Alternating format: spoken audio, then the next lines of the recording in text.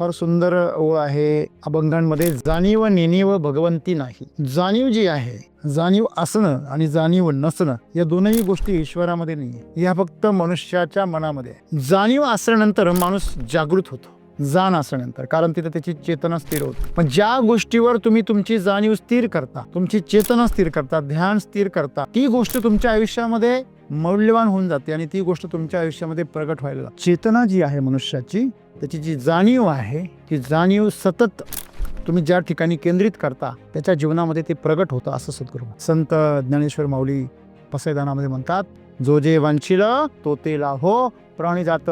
त्यांनी रहस्य तर असं उघडून ठेवलंय. जाणीव असणं एक चांगली गोष्ट आहे, तुम्ही जिवंत असल्याचं लक्षण आहे. तुमची ऊर्जा जागृत असणं चांगलं आहे, ती कुठेतरी केंद्रित होते हे पण चांगलं आहे. हां, आता इथपर्यंत झालं, तुमची ऊर्जा जागृत झाली, तुम्ही केंद्रित करू शकता, ही पण शक्ती तुमच्यामध्ये आली. तुम्ही काहीतरी साधना करताय, कुठेतरी तुम्ही जीवनाच्या ऊर्जित अवस्थेकडे आहात, फक्त आता तिला दिशा द्या.